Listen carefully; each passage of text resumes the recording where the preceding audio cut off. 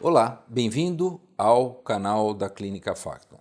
Lembrando a todos que estamos nas diversas mídias, inclusive em Spotify.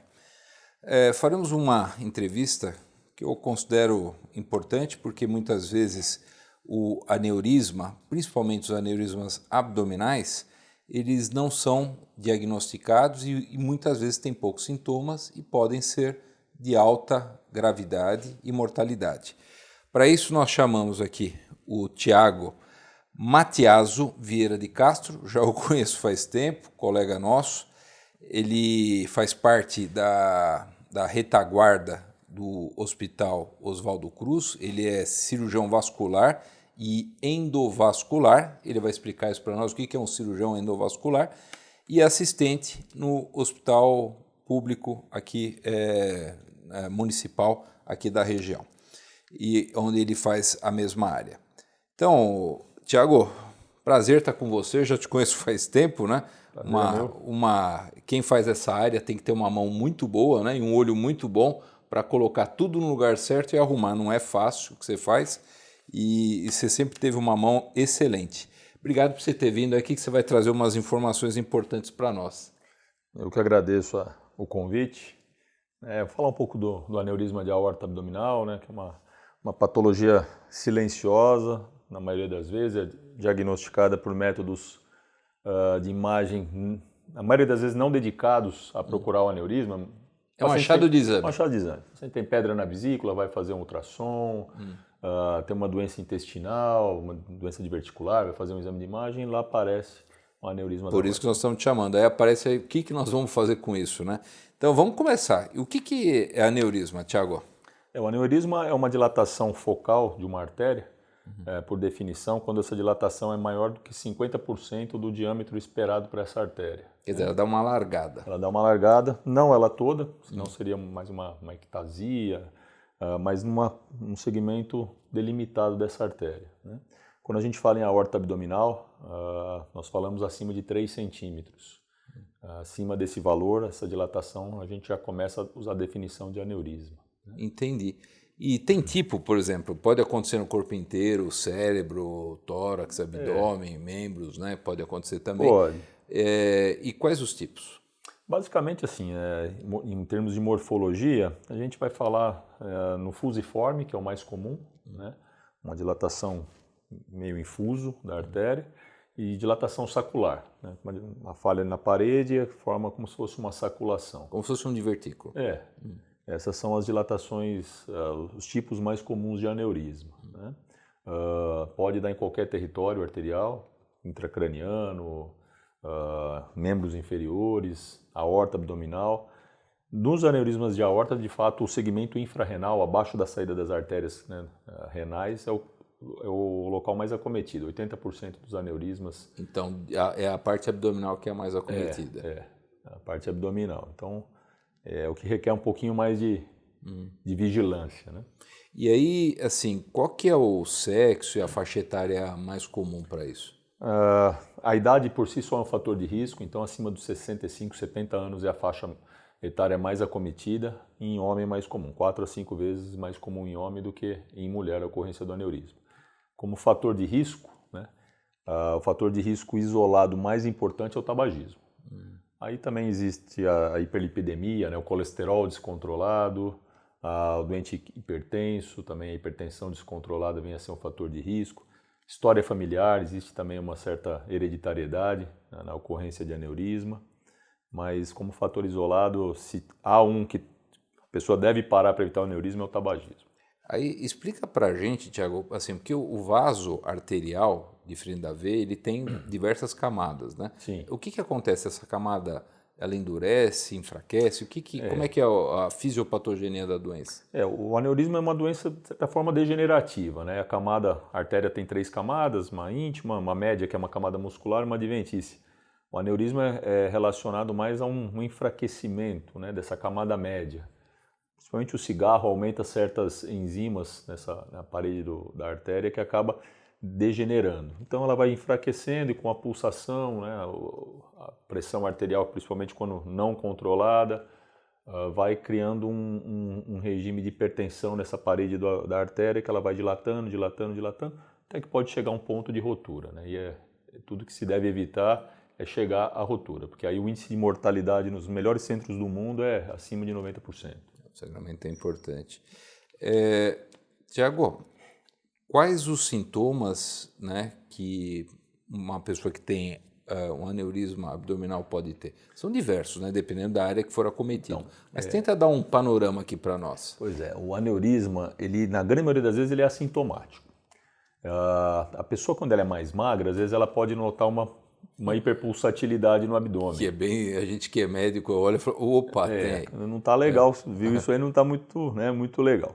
Às vezes a pessoa tem um pouco mais de tecido adiposo, uma pessoa de sobrepeso, é mais difícil notar isso. Até para a gente, especialista, você notar pelo exame físico numa pessoa de maior sobrepeso é complicado você notar essa hiperpulsatilidade. Num doente mais magro, você põe a mão, geralmente acima de 3,5 cm, você já nota essa hiperpulsatilidade. O que ele pode manifestar, às vezes, sintoma pode dar dor, a expansão, o crescimento do aneurisma pode comprimir estruturas ali adjacentes e trazer dor, ou pode ter eventos de embolia também, né? Trombos que se formam dentro do aneurisma podem se soltar, embolizar para as pernas, vem a ser um sintoma consequente do aneurisma. Indiretos, né? Indiretos. E tem um sintoma também que são as claudicações, né? Que aí você vai, a pessoa come, depois de um tempo começa a ter um sintoma. A claudicação intestinal ela vem da obstrução das artérias que vão para o intestino, principalmente da mesentérica superior. Não costuma ser um evento diretamente relacionado ao aneurisma, é mais relacionado à doença aterosclerótica em si.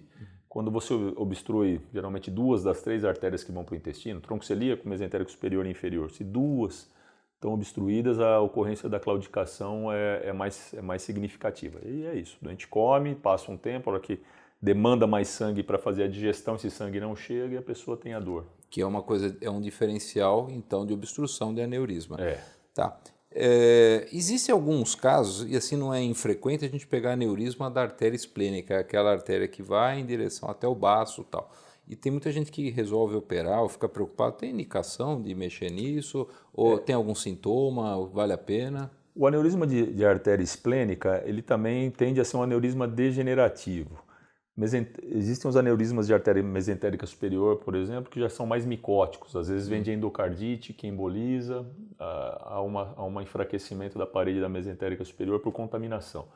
Da artéria esplênica, você tem que tratar, teoricamente, todo aneurisma em mulher em idade fértil, porque a gestação é um fator de risco importante para a rotura do aneurisma esplênico.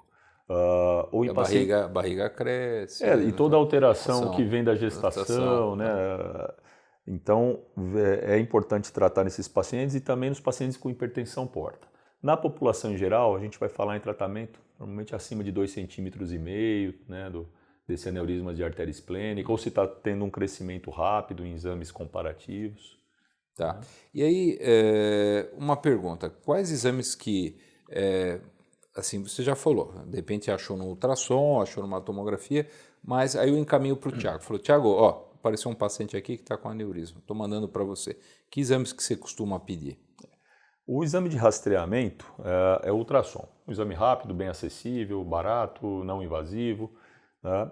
Se esse paciente, o aneurisma ele cresce, né, durante o segmento mais que 1 centímetro por ano, é um aneurisma que está em crescimento rápido, a indicação cirúrgica às vezes se faz mais breve.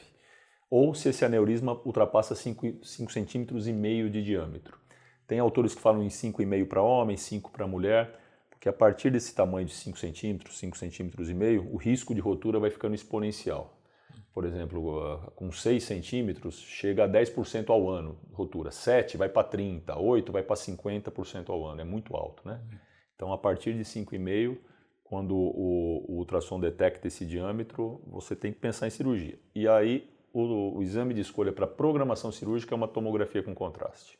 Tá? E quais são os tratamentos clínicos, né? Claro, manter a pressão sob controle, as estatinas para mexer no colesterol, parar de fumar, Sim. emagrecer. Mas quais são os tratamentos? Esse doente pode fazer atividade física, não pode fazer atividade física? Pois é, assim, se é um aneurisma ainda não cirúrgico, né, a pessoa, bem dizer, leva uma vida normal em termos de atividade, contanto que controle bem a pressão, se for um paciente hipertenso. Pacientes com risco cardiovascular, que muitas vezes acontece simultaneamente, o paciente tem algum problema cardíaco, né? Uso de beta-bloqueadores, aí já é uma coisa mais específica. Para baixar a frequência cardíaca, E baixar o pico a de pressão. exato. Parar tabagismo, isso aí é o fundamental, controle de peso, controle de colesterol. Agora, um tratamento clínico específico, direcionado, não existe um remédio assim, que vai impedir o crescimento, né, do aneurisma. São os controles dos fatores de risco que devem ser feitos e o rastreamento. Se usa anticoagulante, alguma coisa assim? Não. Antiagregante plaquetário? O ácido acetilsalicílico, popular AS, muitas vezes a gente prescreve sim. Até para tentar evitar a formação de algum trombo fresco no aneurisma que possa embolizar, mas junto com estatinas, né, para o controle da hiperlipidemia. Mas são assim, tratamentos secundários. Um tratamento clínico específico direcionado para o aneurisma não existe esse remédio. Tá. Né? E existe uma área que é a área de dissecção. Quando acontece isso, tem sintomas, a gente suspende algum remédio, o que a gente faz? Na verdade, assim, são duas entidades distintas. Dissecção é uma doença, aneurisma é outra. Isso. Você viu que eu joguei de propósito. Vamos lá, e aí, o que você conta? Ainda existe um termo que é muitas vezes utilizado, que a gente não considera muito adequado, que é o aneurisma dissecante. Que na verdade, se o paciente tem uma dissecção, que é o fluxo de sangue dentro da parede da aorta, né, fluindo onde ele não deveria, você pode ter uma dilatação de uma falsa luz, né? Você pode ter uma dilatação de uma camada mais externa da aorta, e isso gera um aneurisma incompleto, ou um pseudoaneurisma, porque a gente não está falando de um aneurisma verdadeiro que envolve as 3 camadas. Né? Mas, e o tratamento é diferente, são doenças diferentes. É outra história. Outra história. Bom, então você já tirou o primeiro mito. E aí, cirurgia, stent, que agora é a modernidade, que é a tua praia que você adora, clipagem, embolização, bypass, o que você manda? Então, o aneurisma de fato... Antigamente eu me lembro que fazia um corte gigantesco, que era um horror, né? Principalmente de aorta, né? Exatamente. Até começo da década de 90 era 100% cirúrgico, né? Abria laparotomia, ia na aorta, costurava uma prótese, a gente ainda faz, de fato cada vez menos. Costurava uma prótese na aorta, abria o sacro aneurismático e jogava a prótese para as pernas para ter a circulação. Começo da década de 90, um argentino chamado Parodi desenvolveu os primeiros protótipos de endoprótese, que é o que hoje mais se usa, com certeza, para tratar o aneurisma de aorta, que são stents revestidos. A gente faz por acesso nas artérias femorais. Antes a gente ainda dissecava as artérias, hoje em alguns casos a gente só punciona e usa depois um dispositivo para fechar, então não tem corte. Coloca esses stents por dentro da aorta, abre e ele vai excluir o fluxo do aneurisma, né? Porque o problema é o fluxo arterial pulsando na parede aneurismática, faz essa parede dilatar, podendo romper. Então a ideia é jogar entre aspas, um tubo para tirar o fluxo da parede do aneurisma e direcionar para a circulação abaixo. Né? E hoje, com o uso de endoprótese, a gente consegue fazer isso na grande maioria das vezes. O material melhorou, a tecnologia evoluiu, a gente consegue tratar praticamente qualquer tipo de aneurisma com o uso de método endovascular. E como todo endoprótese tem algum medicamento e alguns cuidados que você faz no pós-operatório.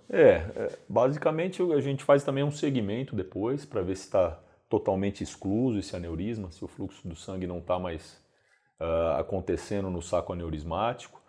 Normalmente se faz uma tomografia com um mês, estando tudo bem, você joga essa tomografia para um ano depois.